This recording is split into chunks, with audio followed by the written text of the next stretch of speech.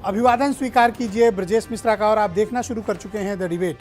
बहन भाइयों, पिछले सप्ताह आयोजित डिबेट में हमने आपके साथ ये चर्चा की थी कि इस देश में भारतीय जनता पार्टी से चुनावी रणनीति में निपटने के लिए कांग्रेस के अलावा भी एक फ्रंट पर काम चल रहा है।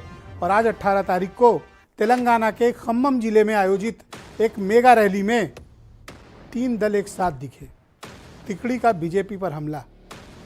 तेलंगाना में तिकड़ी ने एक बड़ा चैलेंज दिया है भारतीय जनता पार्टी को। इसमें कौन कौन है? केसीआर, उनकी पार्टी भारत राष्ट्र पार्टी, जिसका नाम टीआरएस से बदलकर बीआरएस कर दिया गया है। दूसरा, समाजवादी पार्टी। आज अखिलेश यादव की वहाँ मौजूदगी ये बताती है कि अखिलेश यादव अब एक गैर भाजपा गैर कांग्रेस अलायंस पर काम कर रहे हैं। और तीसरा, आम आदमी पार्टी से अरविंद केजरीवाल और भगवंत मान की मौजूदगी। और चौथी बात, लेफ्ट पार्टीज का भी उस मंच पर खड़े होना।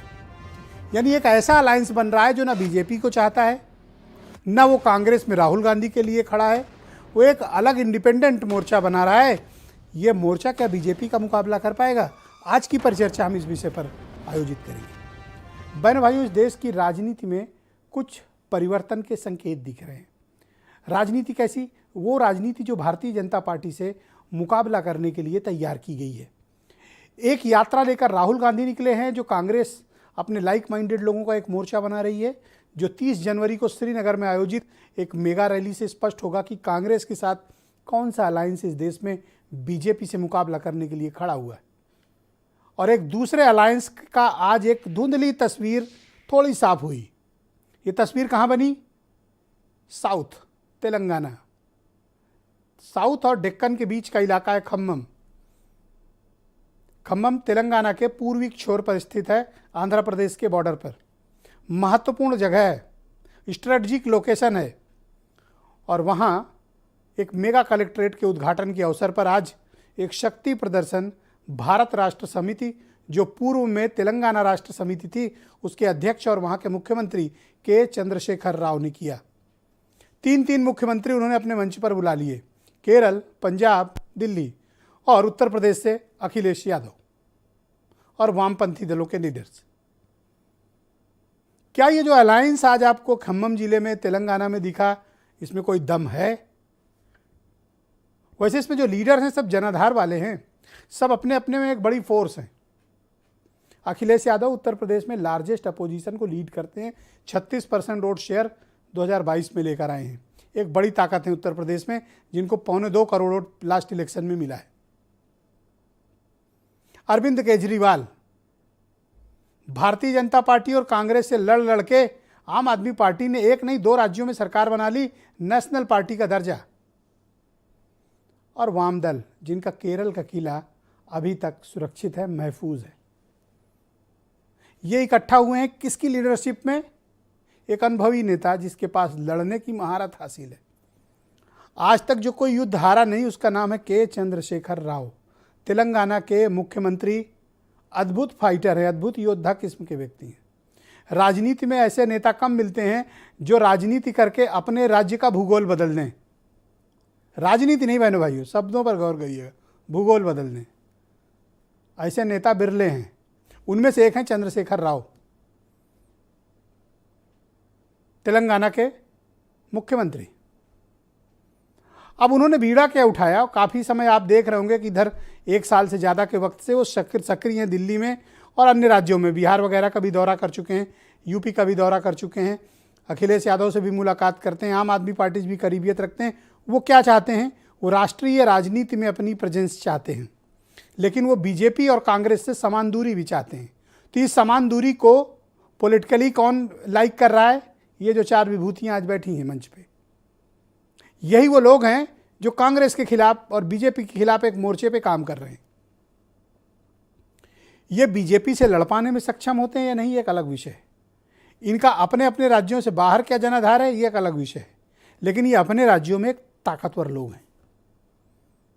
तो क्या अगर ये अलायंस अलग बन रहा है जो कांग्रेस के अलायंस से अलग है, तो कांग्रेस का नुकसान है, या फिर यही वो अलायंस है जो बीजेपी को टक्कर देगा? जी हाँ, मैं फिर कह रहा हूं, इनका जनाधार के बारे में कोई कंफ्यूजन मत रखिए। ये सब जनाधार वाले नेता हैं और सब अपने अपने राज्यों में हुकूमत में हैं, या हुकूमत में नहीं है तो लार्जेस्ट अपोजिशन है। तो क्या ये तीसरा फ्रंट जिसको केसीआर की अगुवाई में तैयार हो रहा है, इसमें और भी अलायंस पार्टनर जुड़ेंगे? कौन लोग होंगे वो? कौन से वो राजनीतिक दल होंगे जो इस विचार को प्रमोट करेंगे? और क्या इनकी राजनीतिक ताकत बीजेपी जैसी माइटी पावर से लड़ने में सक्षम है?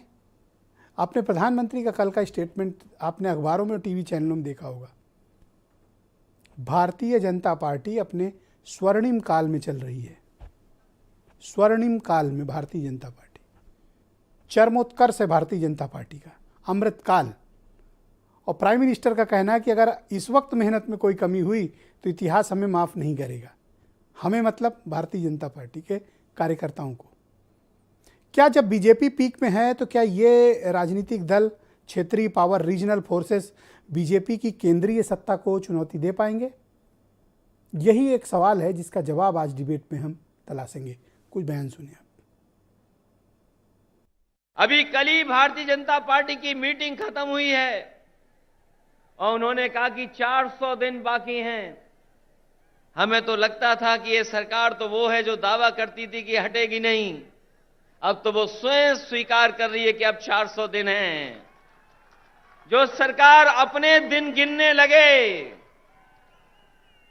जो सरकार अपने दिन बताने लगे, समझ लो ये 400 दिन बाद सरकार रुकने वाली नहीं है। अब तो 399 दिन बचे हैं।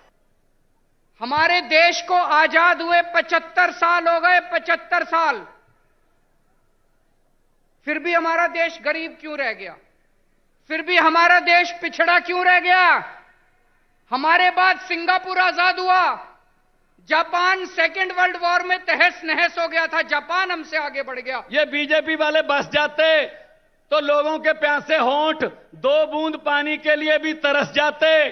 गनीमत है, शुक्र है कि मौसम पर हुकूमत चल नहीं सकती, वरना सारे के सारे बादल भी इनके खेतों में ही बरस जाते।